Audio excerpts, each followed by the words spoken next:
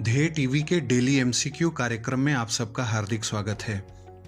आप सबके सुझावों और मांगों के आधार पर ध्येय आईएएस ने निर्णय लिया है कि अब से डेली एमसीक्यू प्रोग्राम में आपको 10 सवाल उपलब्ध कराए जाएंगे।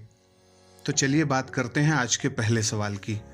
हार्ट 17 नामक ग्लोबल इनिशिएटिव निम्नलिखित में से किस संस्था द्वारा लॉन्च किया गया है? आपके ऑप्शंस हैं ए विश्व स्वास्थ्य संगठन, बी वर्ल्ड इकोनॉमिक फोरम, सी UNFCCC या फिर डी UNDP। इसका उत्तर है डी यानी UNDP। अब हम व्याख्या की बात करते हैं। हार्ट 17 नामक वैश्विक पहल यानी जो ग्लोबल इनिशिएटिव है उसको UNDP द्वारा लॉन्च किया गया है। इसका उद्देश्य निर्धनता, असमानता और जलवायु परिवर्तन से निपटने के लिए क्रिएटिव और प्राइवेट सेक्टर के युवाओं को एक ग्लोबल प्लेटफॉर्म के अंतर्गत लाना है। इसका मुख्य लक्ष्य यह भी है कि 2030 तक सतत विकास लक्ष्यों की प्राप्ति के लिए युवाओं, रचनात्मक लोगों, कलाकारों, बिजनेस लीडर्स और चेंज मेकर्स को एक मंच पर लाकर एक सामूहिक उद्देश्य से जोड़ा जाए। अब बात करते हैं दूसरे सवाल की। गूगल के सह संस्थापक लैरी पेज ने हाल ही में किस देश में आवास यानी रेजिडेंसी प्राप्त किया है? आपके ऑप्शंस हैं A Germany, B Denmark, C New Zealand या फिर डी स्विट्जरलैंड। इसका उत्तर है सी यानी न्यूजीलैंड। व्याख्या की बात करते हैं। न्यूजीलैंड ने हाल ही में गूगल के सह संस्थापक लैरी पेज को अपने यहाँ रेजिडेंसी यानी आवास प्रदान कर दिया है।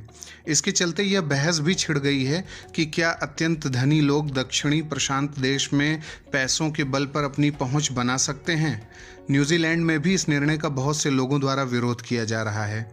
आप्रवासन न्यूजीलैंड यानी इमिग्रेशन न्यूजीलैंड ने कहा है लैरी पेज ने पहली बार नवंबर में निवास के लिए एक विशेष वीज़ा के तहत आवेदन किया था और यह स्पेशल वीज़ा कम से कम 10 मिलियन न्यूजीलैंड डॉलर यानी $7 मिलियन निवेश करने वाले लोगों के लिए खुला था। अब बात करते हैं तीसरे सवाल की। निम्नलिखित में से किस राज्य के कैबिनेट ने पृथक शेड्यूल्ड ट्राइब वेलफेयर सेक्रेटेरिएट यानी अनुसूचित जनजाति कल्याण सचिवालय बनाने का निर्णय किया है?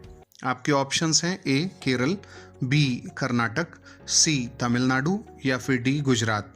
इसका उत्तर है बी यानी कर्नाटक। हाल ही में कर्नाटक के नवनियुक्त मुख्यमंत्री बासवराज बोम्मई ने अपने कैबिनेट मीटिंग में यह निर्णय किया है कि राज्य में एक पृथक शेड्यूल्ड ट्राइब वेलफेयर सेक्रेटेरिएट का गठन किया जाए। इस नए प्रस्तावित सचिवालय का मुख्य काम राज्य के अनुसूचित जनजाति समुदाय के कल्याण के लिए स्कीम्स और उन्हें दिए जाने वाले फंड के प्रभावी प्रयोग के लिए अनुमति देना होगा यानी अप्रूवल देने का ये काम करेगा।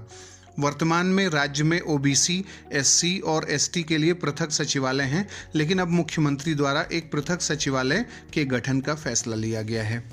अब बात करते हैं चौथे सवाल की। विश्व व्यापार संगठन यानी WTO की 12वीं मंत्रिस्तरीय बैठक इस वर्ष किस देश में आयोजित की जानी है?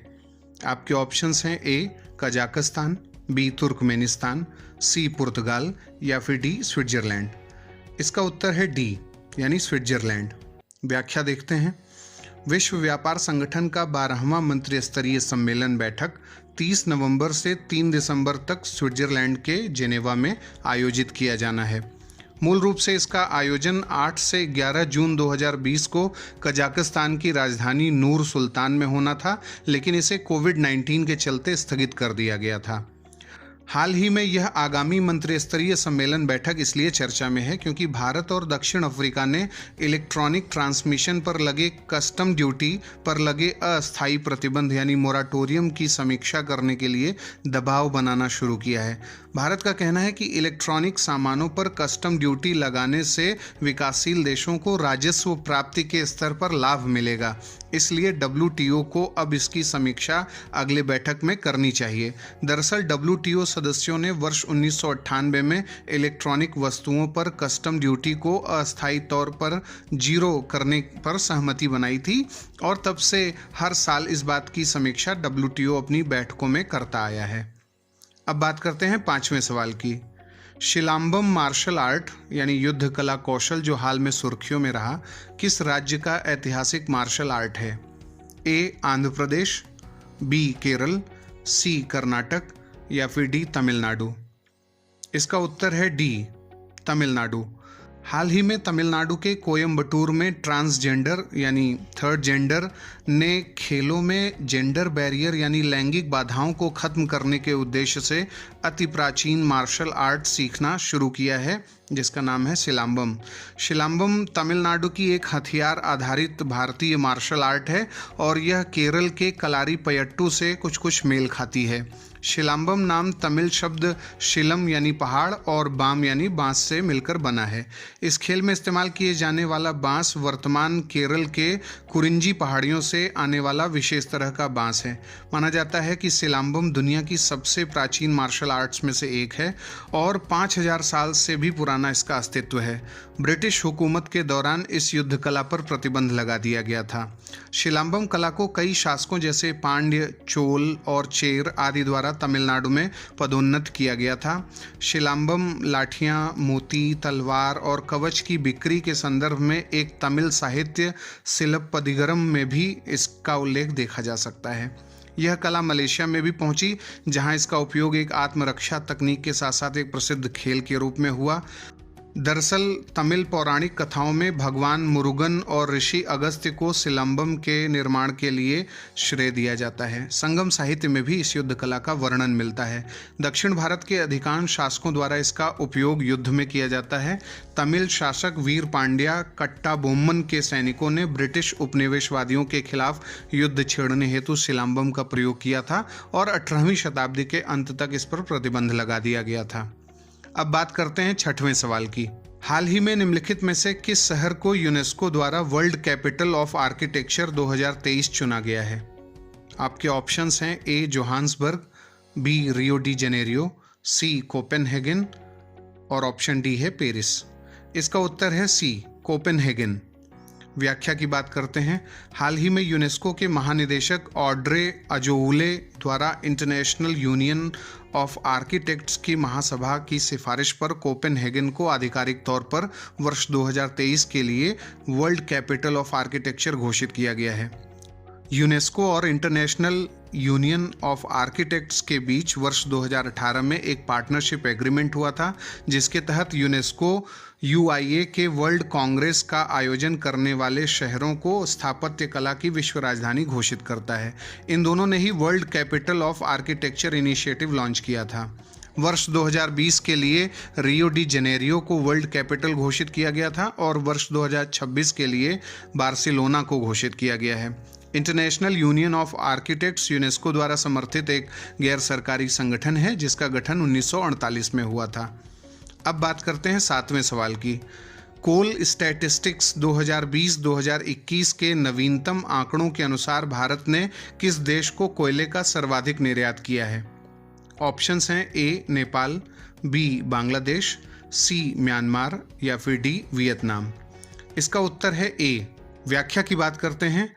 कोल स्टैटिस्टिक्स 2020-2021 के अनंतिम यानी प्रोविजनल रिपोर्ट के अनुसार मार्च 2021 में खत्म हुए वित्त वर्ष में भारत ने अपने पड़ोसी देशों को 8 लाख टन कोयले का निर्यात किया है, जिसमें सर्वाधिक निर्यात नेपाल को यानी 77.20% और इसके बाद 13.4% कोयला निर्यात किया गया है बांग्लादेश को। इसके साथ ही 2020-21 वित्त वर्ष में पिछले वर्ष के मुकाबले भारत में कोयले के आयात में 13.50% की कमी भी आई है। अब बात करते हैं 8वें सवाल की। हिजबुल्लाह आतंकी संगठन जो हाल में सुर्खियों में है, किस देश से संबंधित है? आपके ऑप्शंस हैं ए इजिप्ट, बी इजराइल, सी फिलिस्तीन या फिर डी लेबनान। इसका उत्तर है डी। व्याख्या देखते हैं। हिजबुल्लाह लेबनान का कट्टर शिया आतंकी संगठन है। 1982 में इजराइल ने जब दक्षिणी लेबनान पर आक्रमण किया था, तब हिजबुल्लाह संगठन अस्तित्व में आया था। हालांकि आधिकारिक रूप से हिजबुल्लाह की स्थापना 1985 में हुई थी। तब से लेकर अब तक हिजबुल्लाह के लड़ाके इजराइल पर हमले करते रहे हैं और इजराइल ने भी हिजबुल्लाह के खिलाफ कई ऑपरेशन चलाए। हिजबुल्लाह के जन्म की पटकथा इजराइल की स्थापना से भी पुरानी है। 1943 में लेबनान में शिया, सुन्नी और ईसाइयों के बीच एक राजनीतिक समझौता हुआ था। इसके अंतर्गत सुन्नी मुसलमानों को प्रधानमंत्री, ईसाइयों को राष्ट्रपति और शिया मुसलमानों को संसद का स्पीकर का पद दिया गया था। इसे कंसोसिएशनल डेमोक्रेसी भी कहते हैं। ऐसे में लेबनान का प्रधानमंत्री केवल सुन्नी मुसलमान ही बन सकता था और यह समझौता करीब 25 साल तक चला, लेकिन फिलिस्तीन से सुन्नी मुसलमानों के आने के कारण लेबनान में धार्मिक समीकरण गड़बड़ाने लगा और यही कारण है कि शिया मुसलमानों को लेबनान की सत्ता से बेदखल होने का डर सताने लगा था। अब बात करते हैं 9वें सवाल की। हाल ही में नवेगांव नागजीरा टाइगर रिजर्व में ब्लैक पैंथर को देखा गया है। यह टाइगर रिजर्व भारत के किस राज्य में स्थित है? Option A Chhattisgarh, option B Jharkhand, option C Orissa या फिर ऑप्शन डी महाराष्ट्र। इसका उत्तर है डी। व्याख्या की बात करते हैं। नवेगांव नागजीरा भारत के 52 टाइगर रिजर्व्स में से एक है जो महाराष्ट्र में स्थित है। इसे राष्ट्रीय बाघ संरक्षण प्राधिकरण द्वारा भारत के 46वें टाइगर रिजर्व के रूप में अधिसूचित किया गया था। भारत में ब्लैक पैंथर दक्षिणी राज्यों खासकर कर्नाटक, तमिलनाडु, केरल और महाराष्ट्र में पाए जाते हैं। ब्लैक पैंथर को IUCN की रेड लिस्ट में वल्नरेबल यानी सुभेद्य की कैटेगरी में रखा गया है और साइट्स कन्वेंशन के तहत इसे परिशिष्ट वन में रखा गया है। वहीं भारत सरकार ने ब्लैक पैंथर को वाइल्ड लाइफ प्रोटेक्शन एक्ट 1972 के तहत शेड्यूल 1 जीव घोषित किया हुआ है। अब बात करते हैं आज के अंतिम सवाल की, यानी 10वें सवाल की। मोनपा, मेम्बा और मिश्मी जनजातियों, जिन्हें अनुसूचित जनजाति की सूची में शामिल करने के लिए विधेयक राज्यसभा में पारित किया गया है, किस राज्य से संबंधित है? आपके ऑप्शंस हैं ए त्रिपुरा, बी असम, सी अरुणाचल प्रदेश या फिर डी सिक्किम। इसका उत्तर है सी। व्याख्या की बात करते हैं। हाल ही में अरुणाचल प्रदेश के मिश्मी कामन, जिन्हें मीजू मिश्मी भी कहते हैं, इडू, मोनपा, मेम्बा, सरटंग, सजोलंग जनजातियों को अनुसूचित जनजाति की सूची में शामिल करने के लिए राज्यसभा ने संविधान अनुसूचित जनजाति आदेश संशोधन विधेयक 2021 को पारित किया है।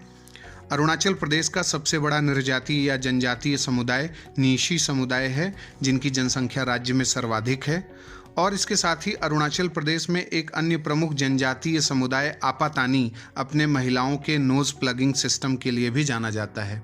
तो ये था आज का डेली MCQ प्रोग्राम। कल पुनः डेली MCQ प्रोग्राम के साथ हाजिर होंगे। तब तक के लिए नमस्कार, धन्यवाद।